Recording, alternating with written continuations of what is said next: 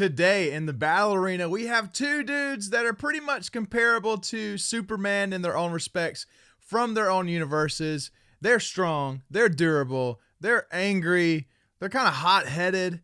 In one corner, we have Ikaris from the new MCU Eternals movie, the tactical leader and all agreed upon most powerful member of the Eternals team, going up against Omni Man, Nolan Grayson, a full-blooded Viltrumite willing to be the force for justice and Earth's greatest protector, kinda. So who's going to come out on top? Well, let's find out. Hey, before we get into it, make sure to like this video and subscribe if you have not. Thank you guys for watching today. Let's start off with Omni Man. We're going to talk about Omni Man, not from the comic book, but from the TV series off of Amazon, Invincible. Husband to Debbie and father to Mark, Invincible himself, Omni Man is not your normal family dude. So what all do we need to know about Omni Man? Well, he is the strongest hero on Earth. Nolan is also a trained Viltrumite warrior and highly honored and feared fighter. He's able to defeat the Guardians of the Globe through much effort and hand-to-hand combat.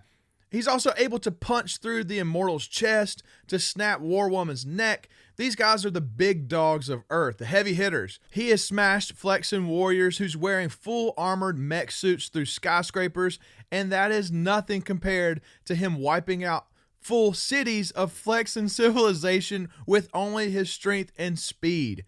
He stopped an asteroid the size of Texas. He's knocked back a kaiju. This is the show's very own Godzilla Demogorgon type monster. He's also punched his very own son, Invincible, 20 miles through the air, crushing through skyscrapers, through cars, through blocks of concrete.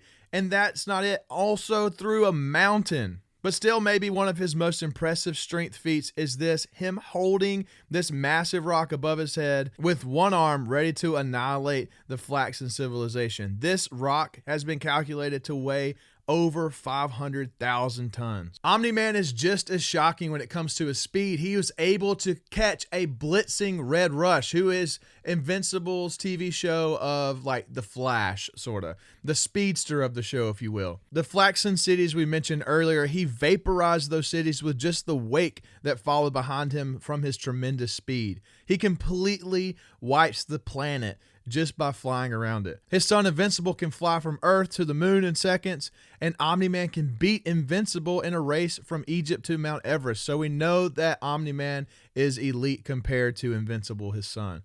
The scaling between Omni-Man and Invincible is incredible, but he literally statues Invincible multiple times. He even speed blitzes Invincible while he is in slow motion. Invincible's flying back, and Omni-Man is able to kick it up another gear. This guy is super fast. Later on in the series, it's mentioned that he can travel interstellar distances on his own without aid. This puts his speed at a superluminal level. So that's kind of a look at his strength and his speed, but what about his durability? Nolan is nearly invulnerable. He's able to endure physical trauma that most definitely will kill humans. We've seen him survive rapid gunfire with bullets just bouncing off of him, rapid punches from Red Rush, Darkwing throwing weapons, also punches from War Woman and the Immortal simultaneously, and small explosions like this leave no harm. However, we do see that he's able to be injured. Against his fight with the Guardians, we've seen him develop various injuries, but being a Viltrumite, Nolan heals way faster than humans. He's also immune to earthly diseases and illnesses, so I'm looking at you, Goku.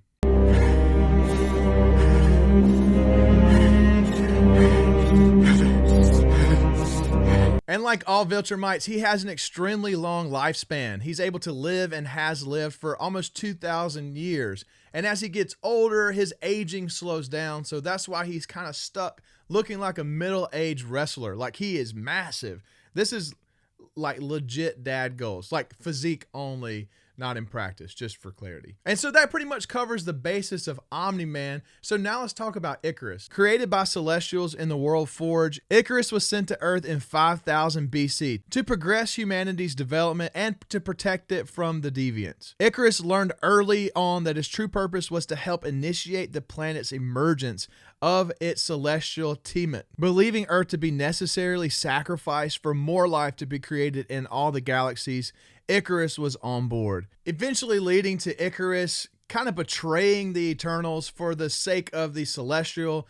He kind of does things his own way and is eventually overthrown by the Eternals himself and him giving in to stopping the emergence from happening. This left him ashamed of his actions and not living up to his life purpose.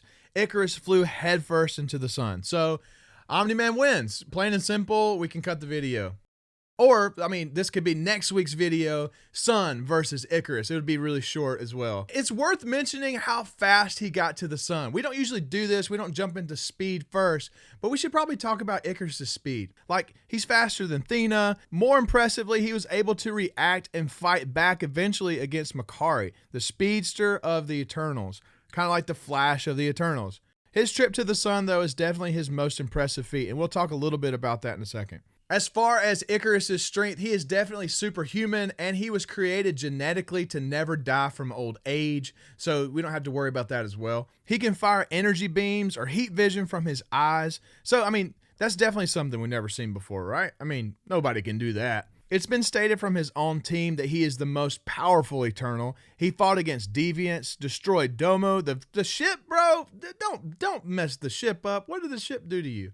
His attacks are comparable to Gilgamesh, but he is physically weaker. It wouldn't make sense for there to be the guy that's strong and then for Ikaris to be stronger than the guy that's strong. That's just not like good team chemistry. Like we said before, it's hard to really scale the Eternals because they're in the movie by themselves. So you can only compare them to other Eternals and potentially what they did to the deviants. I mean, Ikaris punched through a heavy armored deviant. That kind of shows for something. As we talk about armor and defense, like, is Ikaris durable? Well, he takes hits from the deviants like it's nothing, and Athena smacks him around with her staff, and she has weapons that are extremely sharp that ended up killing the sophisticated deviant at the end. Spoiler alert, I probably should.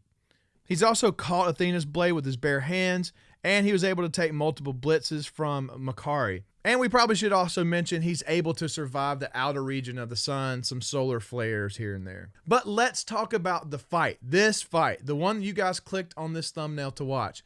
Ikaris versus Omni Man. Who wins in this fight? Let's look at some specific feats from each person to say if these went head to head, who would win. Also comment down below now who you think is going to come out on top. One of the most obvious things that come out to me is Omni Man's ferocity. He is like angry. He's mad. He's determined. He gets the glare in his eyes and then you know you're done for. Ikaris has a bit of that. His is more kind of like blind allegiance or like blind faith to the Celestials. Despite his team, despite Earth, all the things, whatever. But in the end, he ends up allowing the emergence to stop. So Ikaris is kind of even overthrown in his ideology, but Omni Man is just kind of stubborn mean. When it comes to brute strength, the most impressive thing Ikaris is able to do is actually take a few hits and land a few punches against the deviants. But even in Omni Man's fight with his kaiju, like, this thing is busting the ground. It slaps Omni Man around. It's obviously not the thing that has like the little needles that suck life from you, kind of like the one from Eternals, but it's just way stronger than them. You see in the Eternals, Ikaris is slammed to the ground and he's pinned by the deviant, and it's not busting the ground. It's not platform destroying like this guy is.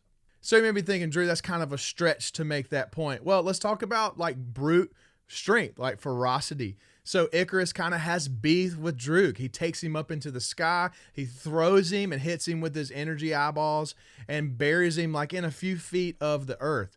Well, we see Omni Man do the same thing to Invincible and punches him 20 miles away through a mountaintop, literally causing an avalanche with his son's body. Another point we should talk about is that Ikaris has been around for a long time, probably around 20,000 years. He's been on Earth since 5000 BC, so he's been through a few fights here and there. He probably has some wisdom, some knowledge, some combat experience.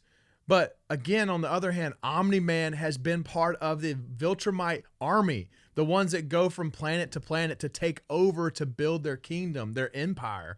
Omni Man mentions that he's overthrown over 1,000 planets, and he was sent to Earth to take it over by himself. So that's kind of a good scale we can look at. If Ikaris was sent to Earth to protect it, Omni Man was sent here to overthrow it by himself, not a team. So let's talk about the speed. Let's talk about durability. Will Ikaris be able to speed blitz Omni Man? Well, the part of the movie we should talk about is when Ikaris flies into the sun. So he leaves Earth and he goes somewhere close to the moon-ish looking back at Earth. It takes him about 5 seconds to get there. And then the very next scene, it takes him another about 5 seconds to get to the sun. So I would personally say this is a movie thing where they kind of skip ahead to him getting to the sun. It's probably not going to be great watchability for you to watch him fly millions of miles away to get to the sun. To put this in perspective, the moon is 238,000 miles away. So it takes him 5 seconds to fly to the moon. Then it takes him another 5 seconds in movie time to fly to the sun. The sun is 92 million miles away. That means he would have to have flown 400 times faster than the speed we see him fly from Earth to the moon in his journey from the moon to the sun. And I just don't, he's fast. He is super fast, but he's not that fast. Omni Man actually took a few hits from their speedster, the Red Rush, but he's also way faster than Ikaris. Especially thinking that Mark bull rushed the moon in 4 seconds, Nolan is way superior to Mark in every way, including speed. Omni Man might just vaporize Ikaris in his dust trails. And so the very last nail in the coffin, if you'd like to hear it, is their durability. Like, Omni Man is so durable. Ikaris, we don't really get to see a ton of feats of durability. Like, he takes a few hits from Athena, he takes a few hits from Deviants, and we see most of the Eternals being susceptible to these, like, piercing needle things that draw their power and energies away from them. So I feel like that's not any different for Ikaris. We see Omni Man tank explosions, and more impressively, we see him head on take a blast from a $400 billion nuke laser from outer space. He just takes it like it's not a big deal. Even when Omni Man is hurt, his extreme health regeneration is incomparable. Omni Man is just elite in every way, and again, he's just ferocious. It's just the best way to put it. This dude is all business, and he's going to take out anybody that gets in his way. So today, Omni Man wins. Hey, but let me know who you think wins. Is it Omni Man or is it Ikaris? Make sure to comment down below. Who do you think wins? Also, be sure to like this video, to subscribe, and turn on post notifications for more videos like this one every single week. Also, make sure to follow us on TikTok if you're on TikTok at DanCo YT. And until then, we'll see you next time.